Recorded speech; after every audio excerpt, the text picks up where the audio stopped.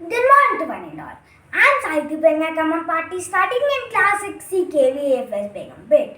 Today I'm going to express my review, that is the gist of the book The Magic of the Lost Temple, written by my favorite author Sudha.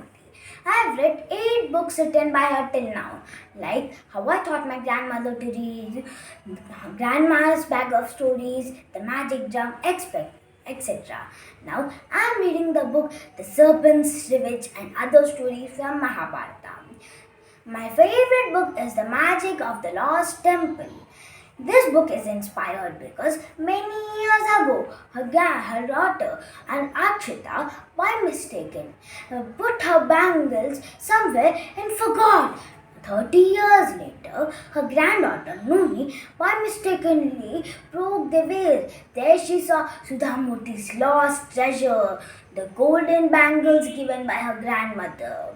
Sudhamurthy was very proud of her granddaughter and told Nuni, when you grow up, I am going to give these bangles to you. Nuni was very proud for her achievement. That night, sleeping with her grandchildren, she thought the children are unbiased and innocent and can easily think out of the box, and wrote the story The Magic of the Lost Temple. Naushka, a 12-year-old girl who lived with her parents in Bangalore. Everyone fondly called her Noni. One summer holidays, her parents were very busy, so left her in her Ajja and Ajji's place, that is her father's parents, her grandparents' place. She learned to ride a cycle and was surprised that no one was worried when she was hurt when she was cycling. And she also attended Sarsu Ajji's granddaughter's wedding, which was for 7 whole days. And she was amazed that the food was better than a 5-star hotel. And she was surprised that it was for 7 days, while the weddings in Bangalore were just for 1 day or a few hours. Nuni felt awkward when all the children came and finished their bowls within minutes when Ajji offered them payasam. She was very happy and she saw the moonlight coming from Ajji's room and filled it. She was surprised because in Bangalore she couldn't see the moonlight at all and there were hundreds of stars. And she used to swim in the Murthy river, a real river, for the first time and made picnics there with her friends and thought why wasn't there any chlorine smell in the river? One day, her Ajji told her a story about King Somanayaka who got a gift of a stepwell from the maidens of the moon. There was another story which Ajja told that King Somanayaka built a beautiful stepwell, but it disappeared because his son contaminated the water.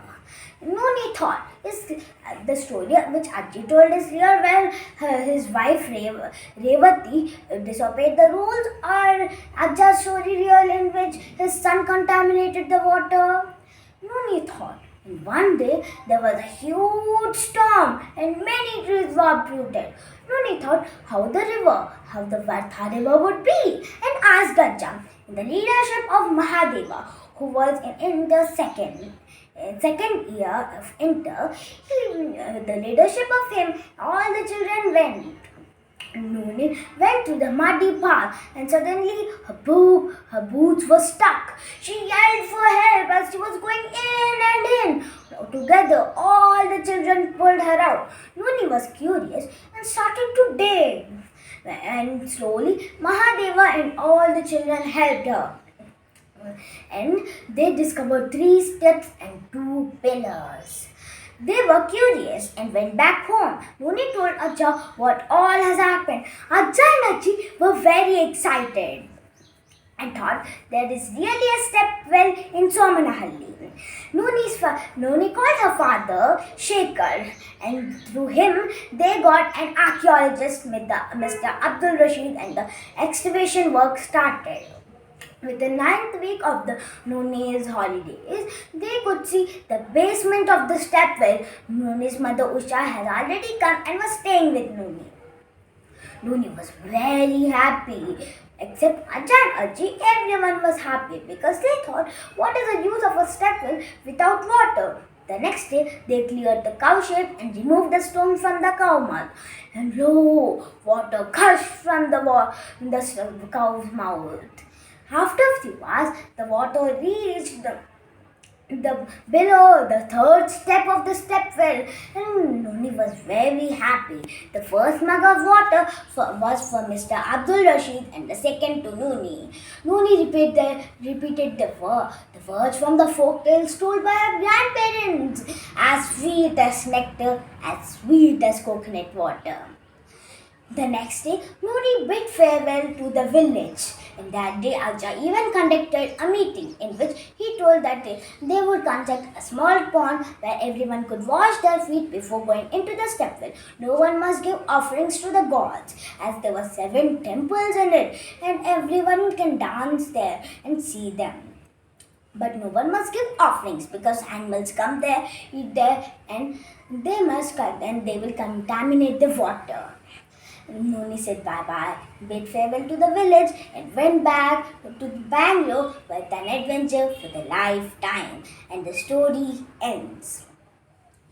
In this story, Sudha Murthy wants to convey that water is the magical treasure gifted by our nature, and we must conserve water and pass it on to the future generations, just like she got gold bangles from her grandmother and she is now giving them to her grandchildren. Thank you, one and all, for giving me this opportunity.